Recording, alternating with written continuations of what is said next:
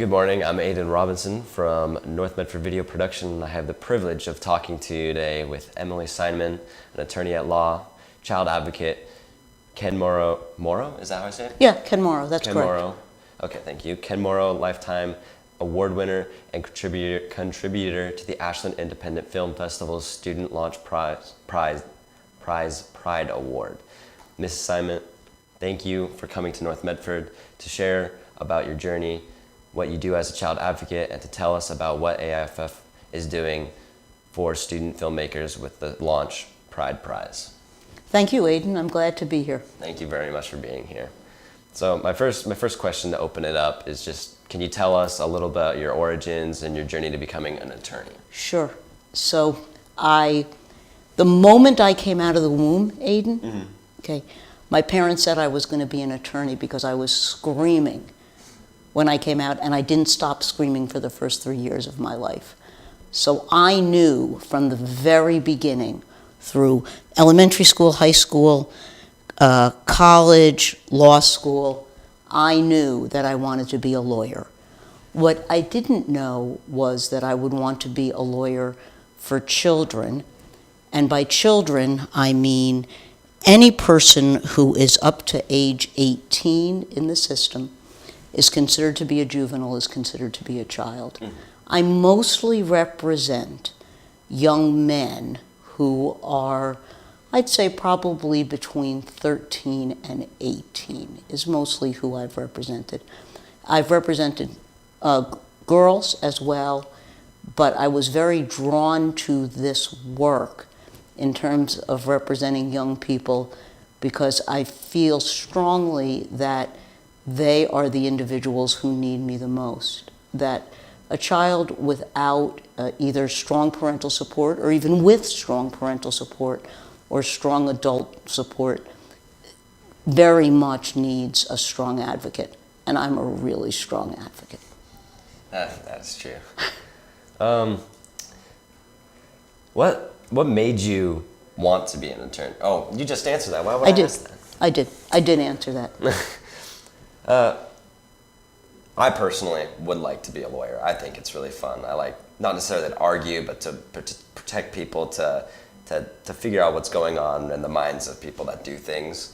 So I personally would like to know, like, what advice would you give to someone that wants to become a lawyer? Okay, well, what you just said was really important when you said what goes on in somebody's mind. So I think the thing that it took me a really long time to learn is that you never ask somebody what they did. You ask them why they did it. You ask them what was going on in their minds. And as you see a mind changing and developing, which is what happens with people who are younger in pretty profound ways and can always change, is you start to learn that what they said to you previously is not necessarily how they're feeling today and how things change. And I think that's also true with a career that you might be interested in as an attorney.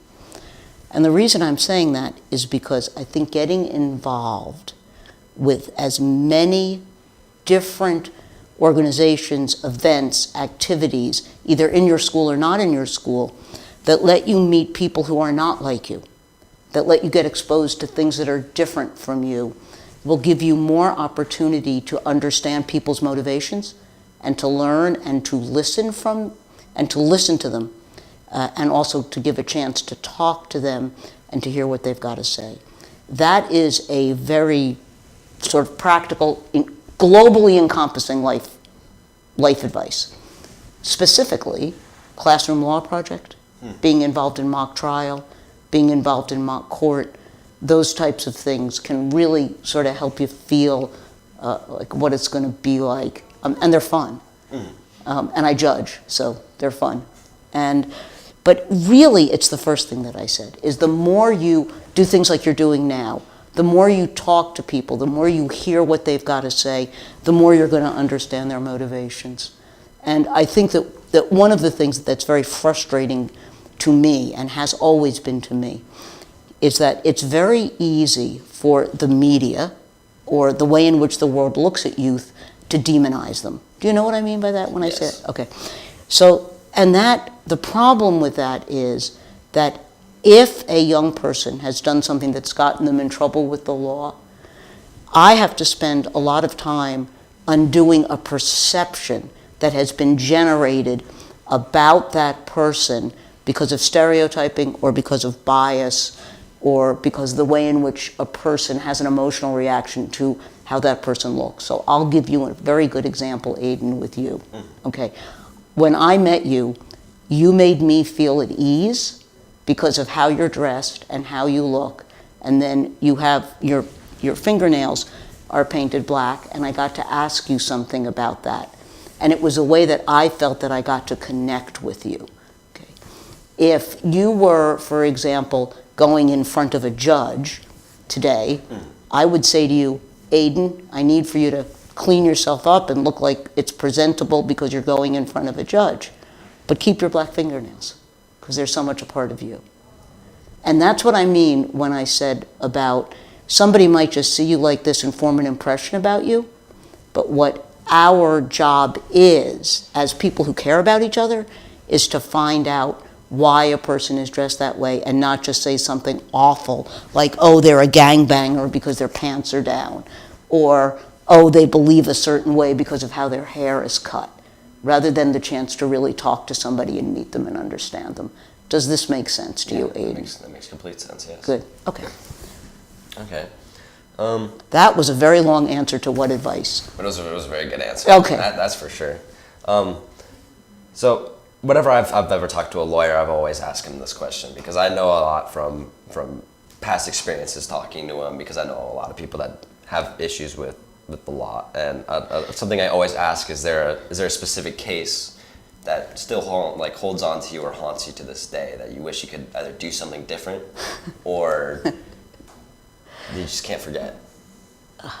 Aiden, there are certain cases that are burned into my memory that will most likely stay with me forever. And that's because since when I start representing somebody, usually it's when they're 13 or 14 years old.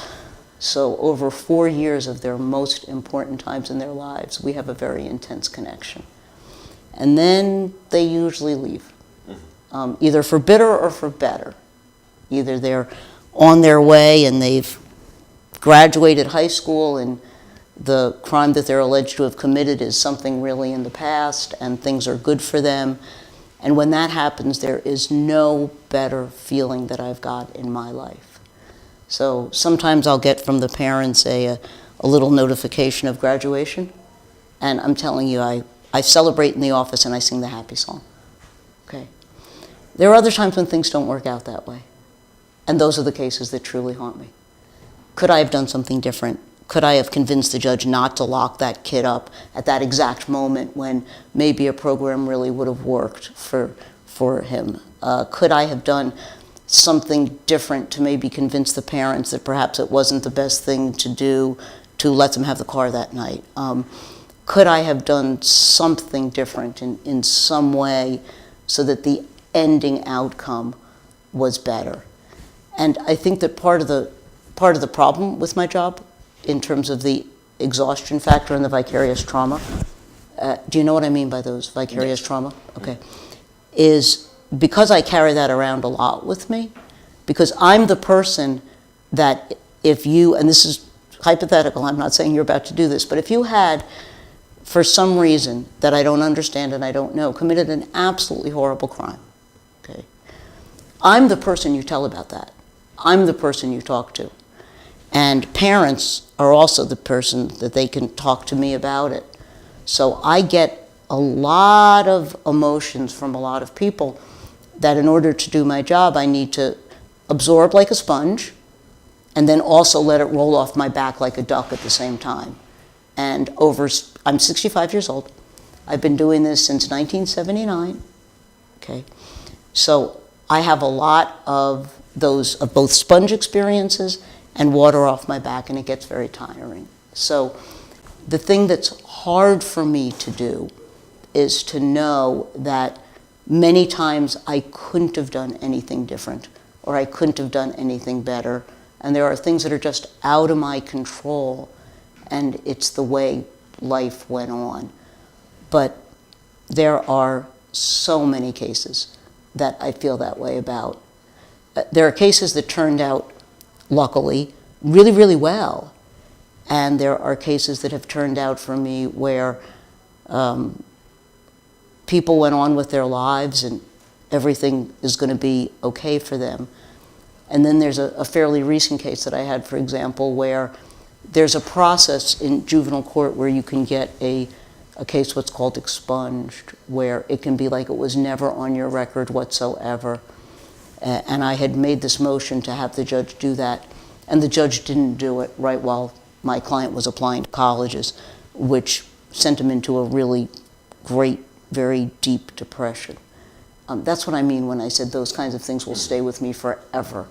Could I have done anything differently to have won that hearing? I don't know. I just know that there's too many of them for me to pick out one where I say, oh God, that was awful. Now, when you mentioned being a Ken Morrow Award winner, the important part of that, and part of the reason for why I got that, is because between and the Ken Morrow Award is the award that's given for a Lifetime Achievement Award, which I won for my work in juvenile justice in 2014. So, what I think that the reason for why I won the award, and this goes to the other things that sort of stick with me that I am the most proud of, is between 1998 and 2000, I got a Justice Fellowship. And what that allowed me to do was to just work on issues, policy issues, that related at that time to Ballot Measure 11. Do you know what Ballot Measure 11 is? No, I don't know. Okay, Ballot Measure 11 is the law that requires that certain juveniles be treated automatically as adults without a judge making a decision as to, is this person a juvenile, or is this person now automatically, even when they're as young as 16, suddenly become an adult, and therefore they can be locked up for a very long time for a crime. Okay. Now, luckily, finally, here we are in 2019, there have been a lot of changes along the way, but the voters passed this law in 1994. So between 98 and 2000, all I did was work on policy issues relating to that law. And I had the wonderful experience of traveling around Oregon and talking to lots and lots and lots of people about this law and the impact that it could have on their lives. And I had a little troupe with me of teen actors, and we actually put on a skit. And then I educated people about Ballot Measure 11 and the impact of the law of doing that. And that is the work I'm the most proud of. Because I did it in schools like Chiloquin, and I did it at Phoenix High School, did it up and down the valley, did it out on the coast, and did it in Eastern Oregon, and hit most of the Portland public schools. It was terrific. It was really terrific because it combined theater, which I really like, and it combined law, which I really like, and it was too soon for me to recognize the value of film because AIFF had not yet come into my life. Okay. Wow. Aiden, you and I are going to be here all day at this rate. So, your love for the theater, is that what really got you into the Pride Prize? Is that what just made it? Well, what happened is as I reflected on the things that have made a difference in my life as a lesbian, is what really made things so difficult for me in high school in particular. Because remember, I went to high school between 1970, I'm going to do this right for you, I'm sorry, between 1968 and 1971. Okay? Okay. That's a long time ago. I mean, back then, there was a nascent women's movement, but there certainly wasn't any kind of a gay rights movement. I mean, nobody even thought of it. It was so far away from anything that we were doing. When I was getting suspended from school back then, it was because I was leading a walkout march against the Vietnam War. It wasn't that I had any awareness at all about sexuality or about gender issues or about anything like that, honestly. So a refuge that I had was the movies. And although there were no positive role models for me to look at, I could either go to the theater, live theater, which my family loved, or I could go to the movies, and I could sit there in the dark, and I could escape from everything, and I could see people who, as it all turned out, many of whom were gay, presenting life in a different way. Even if it wasn't a way that I was going to be able to access, at least it was there, and it was being brought to me in a way that I could see. So, I hadn't really thought about film as a medium for social change for a really, really long time, particularly as to the things I care about, particularly as to kids, and particularly as to what I consider to be the alphabet soup of both gender fluidity and gender acceptance and sexuality acceptance. And I hadn't thought about it. And then AIFF, I have a house in Ashland, and I started going to AIFF, and I thought, hey, movies can really make a difference. And now, because of the technology, you guys make movies all the time. You make them on your phones, you make them, I mean, it's how, we never had cell phones. So we never had that ability, like the world has now, to stop, pause, click, and shoot. It wasn't even part of anything I thought about.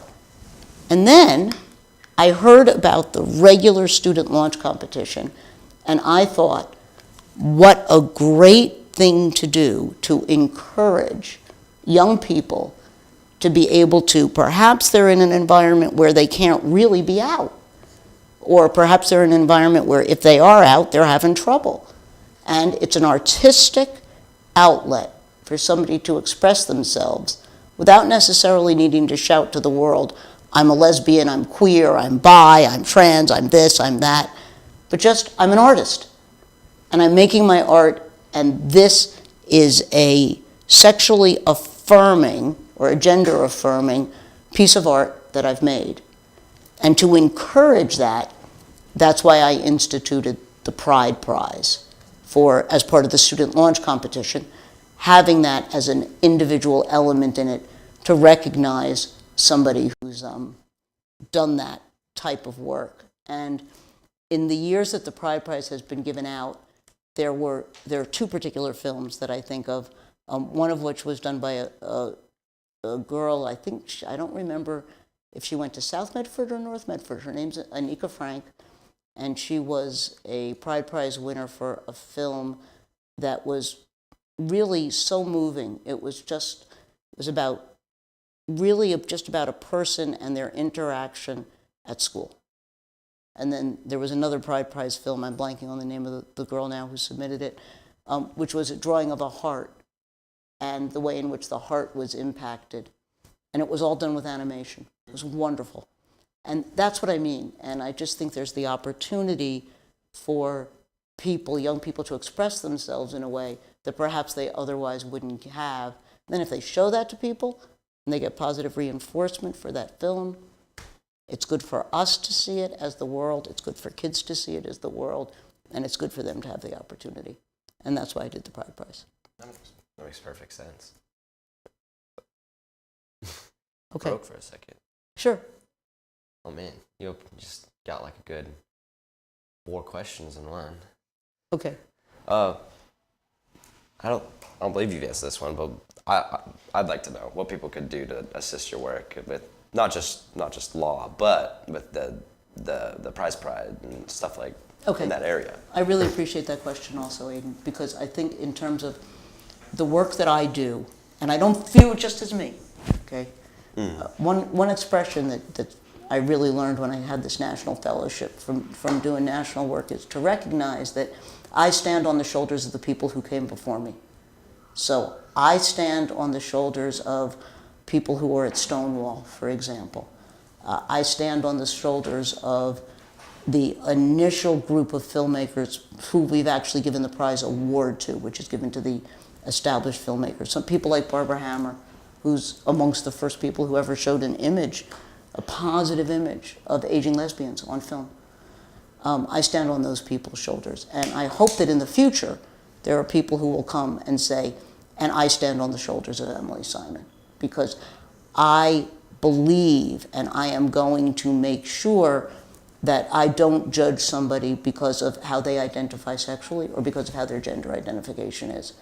That I want to accept all people and learn from them and know what it is and why. Remember you asked me why in the very beginning, and why they do the things that they do, what motivates them.